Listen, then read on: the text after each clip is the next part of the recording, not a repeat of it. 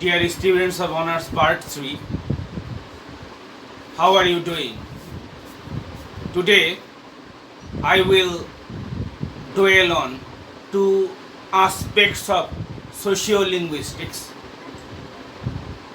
One is the Sapir-Whorf hypothesis, and the other is the relationship between language and culture. First, I will discuss the Sapir-Whorf hypothesis.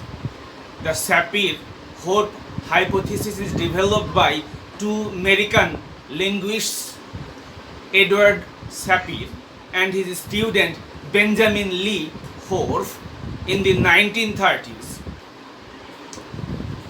The Sapir-Whorf hypothesis describes the relationship between language, culture, and thought.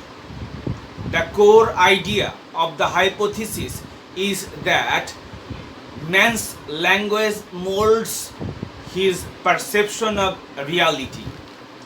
We see the world in the way that our language describes it, so that the world we live in is a linguistic construct. The Sapir-Whorf hypothesis has two major components. One is linguistic determinism, the other is linguistic relativity. Linguistic determinism holds the idea that the way one thinks is determined by the language one speaks, because one can only perceive the world in terms of the categories and distinctions encoded in the language.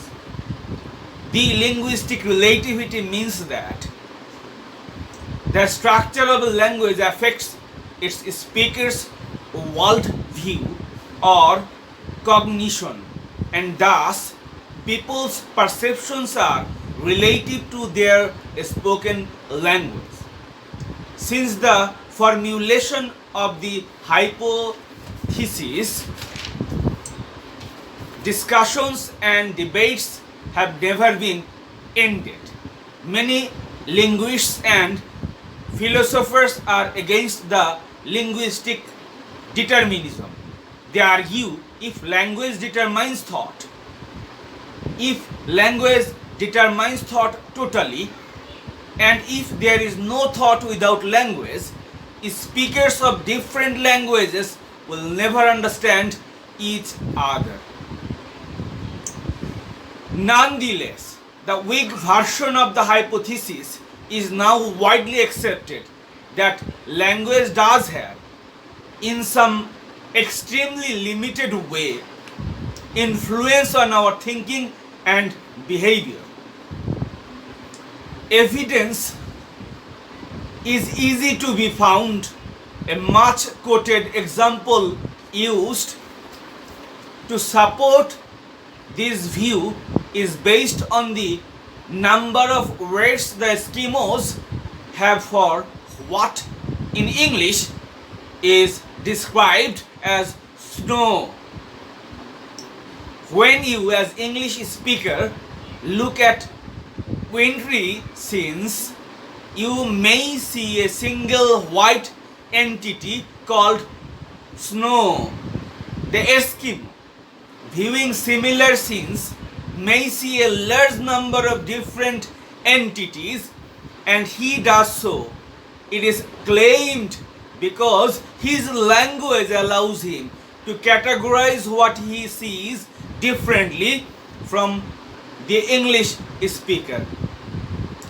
And from this discussion, my dear students, I do believe that you have got some idea about Sapir-Whorf hypothesis. And now I will move on to the relationship between language and culture. And language and culture are not fundamentally inseparable. At the most basic level, language is a method of expressing ideas. At the most basic level, language is a method of expressing ideas. Language, all of us know, is communication, and it can be used verbally, visually, or semiotically. Culture, on the other hand, is a specific set of ideas, practices, customs, and beliefs which make up functioning society as distinct.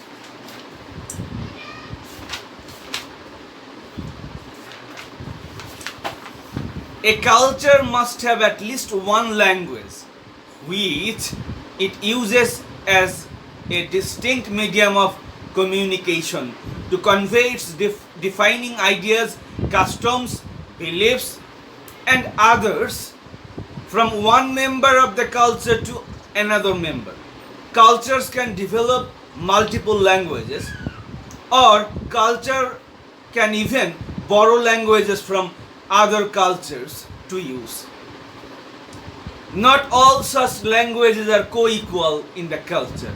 One of the major defining characteristics of a culture is which language or which languages are the primary means of communication in that culture. Sociologists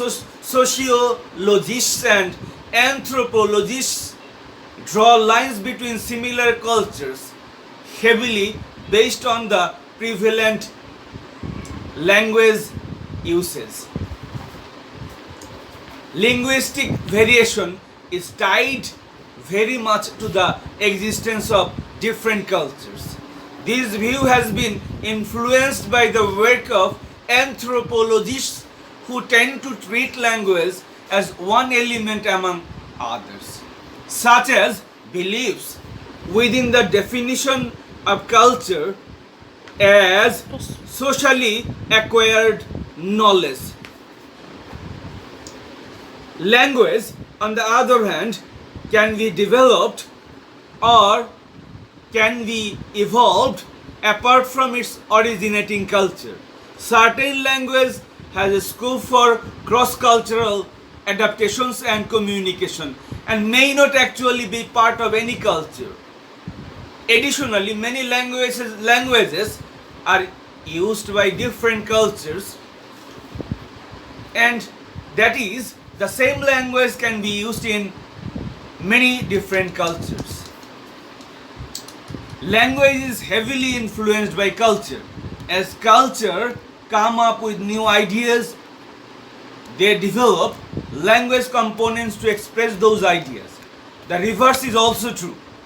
The limits of a language can define what is expressible in a culture.